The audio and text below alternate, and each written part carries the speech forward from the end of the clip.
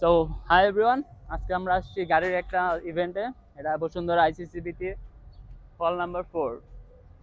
So আমরা আসছি আমার এক বন্ধুর গাড়ি নিয়ে, Premio 2014 model. This is one of the most coolest Premio in Bangladesh.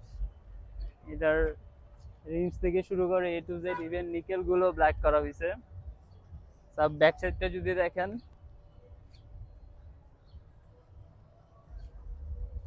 Specially এই গাড়ির আমার ব্যাক সাইডটাই বেশি ভালো লাগে।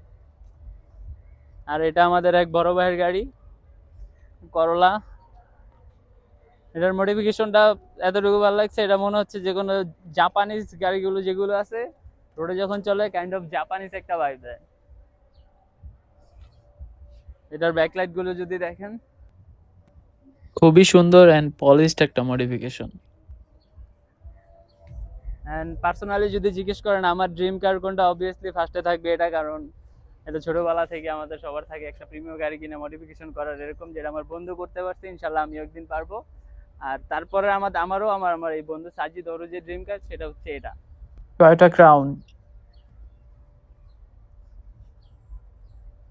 এই গাড়িটা প্রত্যেকটা ছেলেরই অলমোস্ট ড্রিম কার হিসেবে থাকে। আমারও এটা আছে, আমার লিস্টে আছে, আমার ওই বন্ধুর লিস্টে আছে।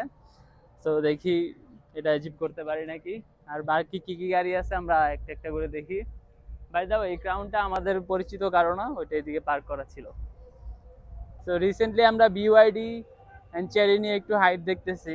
এদিকে একটা বিওয়াইডি গাড়ি আছে যেটা বডি কিট করা, যেটা ইউজুয়ালি দেখা যায় না। তো আমরা বিওয়াইডির বডি কিটটা একটু দেখি। সো এটাই হচ্ছে নতুন ট্রেন্ড। এটা আপনার স্পয়লার এন্ড যে বডি কিটটা আসছে, কালার ওয়াইজ ভালো লাগতেছে, মনে হচ্ছে না যে চাইনিজ কোনো গাড়ি।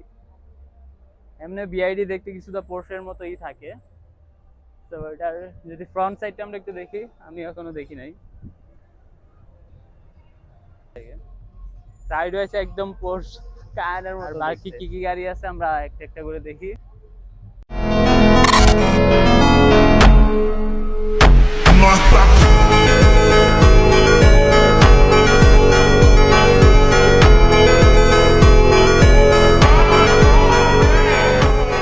তো আজকে আমাদের এদিকে আসার মেইন ইন্টেনশন হচ্ছে এই গাড়িটা দেখা, টিগো 9 প্রো। অ্যাকচুয়ালি আমার বন্ধুর বড় ভাই কিনতেছে, উনি সাজেশন চাচ্ছিল, যেহেতু সাজিদ গাড়ি সম্বন্ধে ভালো বুঝে। বিওয়াইডি অ্যান্ড চেরি, এই দুটার মধ্যে একটা অপশন উনি চুজ করতে চাচ্ছিল। তো ওইটা দেখার জন্য আজকে এক্সিবিশনে আসা। তো এটাই আমরা দেখতেছি। হয়তো ভিতরে একটু বেশি ভিড়। আমি রিভিউ দেখছি এই গাড়ির 3 থেকে 4টা, বাট ভিডিওতে যা দেখা গেছে সামনে রিয়েলে এটা একটু বেশি বড়। অন্য সব ভিডিওতে অতটুকু বোঝা যায় না, বাট রিয়েলিটিতে অনেক বড় লাগে। এটার আগে যেটা ছিল 8 প্রো, ওইটা একটু ছোট। ওইটার জন্য আমাদের মনে হয় যে এই গাড়িটাও ছোট, বাট এটা ইউজ সাইজ। দেখলে হয়তো বুঝা যায় না, আমার height 5'10", so you can compare.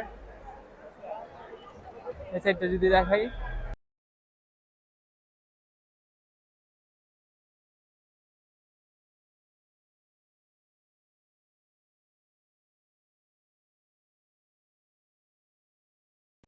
গাড়ির ইন্টেরিয়রও বেশ সুন্দর অ্যান্ড ক্লিন, আর যতগুলো অপশন আছে সবই আপনার এই ডিসপ্লের মধ্যে পাবেন।